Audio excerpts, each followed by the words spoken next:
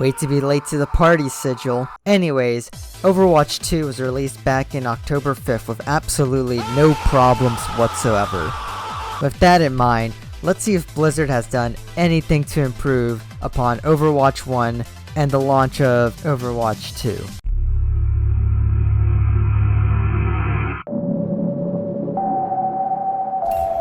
Nope. Absolutely nothing has been done. As a matter of fact, at times they've actually made stuff worse with the launch of Overwatch 2, which is appalling that a AAA title would have issues that bad.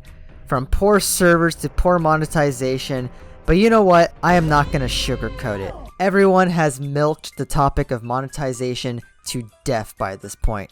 If you want to talk about Overwatch 2's faults, everyone goes with the monetization problem. While the monetization is AIDS, I won't be covering it for really obvious reasons. The one issue that needs to be brought upon in relation to monetization is a huge disadvantage new free-to-play accounts will have when they start out in Overwatch 2. Overwatch 2 at its core always has you switching heroes based on the current situation of the game, and while anyone can simply switch and adapt to the current team comp or the enemy's team comp if they were coming from Overwatch 1, free-to-play babies are stuck with what they have. This is how you lose your new player base fast if you take away basically a core mechanic of the game. So in my eyes, Overwatch was always more of a MOBA shooters, where other MOBA shooters actually got it right when it came to character balance. But as much as the devs in Overwatch 2 claim there are no hard counters, or they're working on getting rid of those hard counters, there are still hard counters in Overwatch 2 that need to be addressed. But it might be too late, as that would possibly require a rework on a lot of characters in Overwatch 2. Had a lot of the heroes filled certain niches, this balance problem wouldn't be an issue. But a lot of the new heroes scream power creep and role overlap, such as Sojourn being able to one-shot headshot and crowd control at the same time with an absurd movement option. Kiriko also has this thing going on where invulnerability, which was an ultimate ability, was suddenly given as a normal cooldown, making it more clear that a free-to-play would actually have a bad time, as good luck countering that. Don't even get me started on her logs for hitboxes projectiles. Good luck justifying this one. I know it is hard to balance a game with a roster as diverse as Overwatch's, but that is more of a fault of overlapping roles, which makes it harder to balance the roster. It would be nice if a character is fun to play, but fun to fight against should also be a consideration when balancing characters. Kiriko, yes, is a fun to play character, but only because she is one of the few supports where you can actually do something influential in the match and still be able to deal damage at the same time. To make it clear, Overwatch 2 is a mid-game, not a low one. The game has plenty of issues that need to be addressed, but otherwise it is a gem that is currently covered in shit. If I absolutely hated the game and wanted to do nothing about it, I wouldn't be writing much detail about this game anyway. I see it has potential, but not in its current state. One of the things I would like to see addressed is the new lighting changes in saturation. While it is meant to be an upgrade in art style and engine for Overwatch 2, for certain people who have sensitivity for extreme saturation, I can't find myself playing the game for more than 1 hour, just from how saturated everything looks, and how bad it hurts my eyes from looking at the game for more than 30 minutes.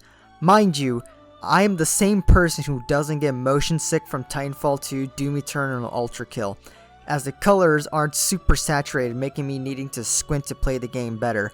I don't recall this being an issue in Overwatch 1 either, as the colors didn't feel as saturated in the game, so everything seemed easier to see, and that game was already a clusterfuck when it came to visibility, with Kamehamehas being shot and Q2 influenced the match, making the visibility even worse.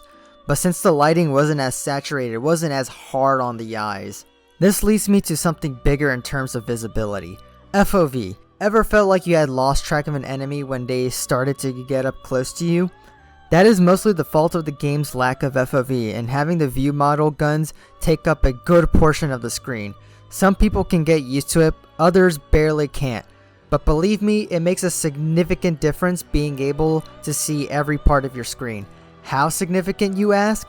Significant enough for the game to not have the large hitboxes that many people have been excusing as compensation for the faster character speeds.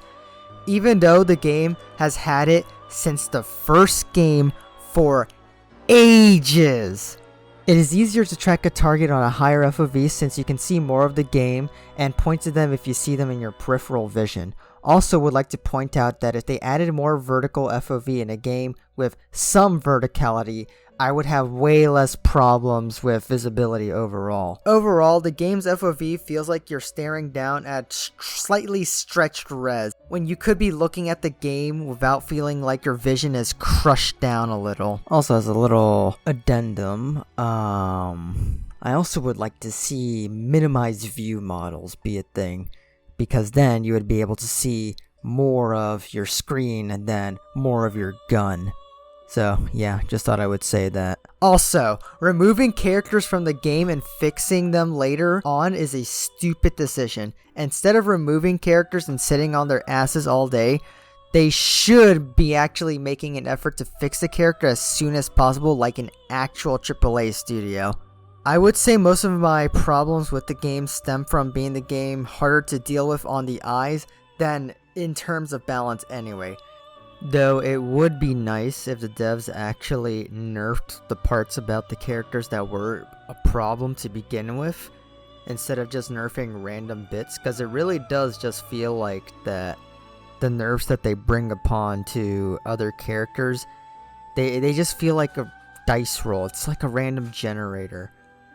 They don't actually try to nerf the actual problematic bits about certain characters. Community can be toxic, but that is literally any game, so I kinda don't count it. Overall, I think the game can be better, even if it is unbalanced. But if visibility was better, I would enjoy the game way more. What is it? That stench. I've smelled it before.